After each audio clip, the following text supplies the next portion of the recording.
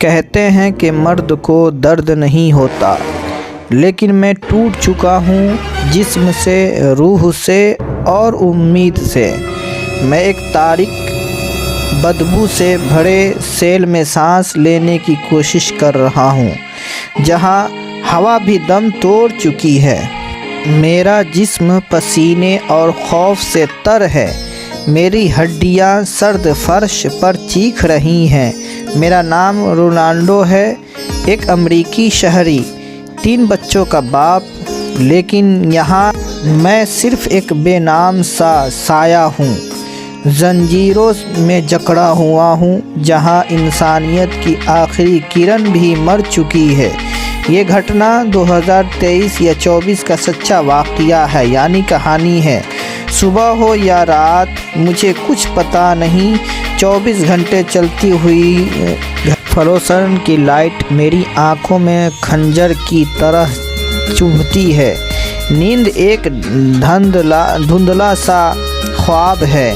میں ایک 100 مرتبہ میٹر کے سیل میں ہوں، جہاں 80 سے 100 قیدی گھنٹے سے کھڑا ہے۔ سانس لیتے ہیں، جگہ اتنی کم ہے کہ ہم باری باری ٹانگیں سمیٹتے ہیں۔ فرش اتنا سرد ہے، اتنا ٹھنڈ ہے کہ ہڈیاں چیخ جاتی ہے۔ لوہے کی سلاخیں، لوہے کی جھیلیں میری کمر کو چیرتی ہیں۔ بستر یا کمبل ماضی کی یاد دلاتی ہے، یعنی پچھلے کی یاد دلاتی ہے۔ تھکاوٹ جسم توڑ دیتی ہے تو ہم باری باری کھڑے ہو کر سوتے ہیں، ایک دوسرے کو کمر کا آسرا دیتے ہیں۔ خوراک ایک گندھا تھال جس میں چاول، پھیلیا یا کبھی ایک روٹی ہوتی ہے۔ یہی پورے سال کا مینیو ہے۔ گوشت، چکن کا ہم ذائقہ بھول چکے ہیں، ہاتھوں سے کھانا پڑتا ہے کیونکہ چمچ کا کانٹا خواب ہے۔ پانی ایک گھونٹ کے لیے لڑنا پڑتا ہے۔ بدبو ہر طرف سے، پسینے، پیشاب اور بیماری کی 2 غسل خانوں اور 2 واٹر بیسن پر 80 سے زیادہ لوگ، آدمی، پردہ، نہ صابن، نہ عزت، نہ میری جلد پر خارش کے دھبے ہیں۔ پیٹ درد سے مروڑ کھاتا ہے۔ ڈاکٹر افواہ ہیں۔ میں نے ایک آدمی کو کھانستے کھانستے مرتے دیکھا، اس کی لاش 2 دن تک وہیں پڑی رہی، اس کی بدبو میری سانسوں میں قید ہے۔ وقت مر چکا ہے۔ ہم 23 سے 24 گھنٹے سیل میں رہتے ہیں، صرف 30 منٹ کے لیے ایک تنگ ہال میں ورزش کے لیے نکلتے ہیں۔ ہمارے سر جھکے رہتے ہیں کیونکہ آنکھ اٹھانا گارڈ کی لاٹھی کو دعوت دیتا ہے۔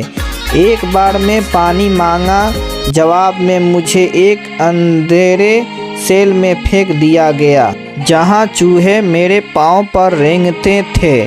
کئی ساتھی قیدی اپنی آواز کھو چکے ہیں۔ خواب اور خاموشی نے انہیں زندہ لاش بنا دیا ہے۔ خاندان، میری بیوی کی آواز، بچوں کی ہنسی اب ایک دھندلا سا خواب ہے۔ یہاں نہ خط، نہ فون، نہ ملاقات۔ جیل کے گرد 1.5 میل تک موبائل سگنل بلاک ہے۔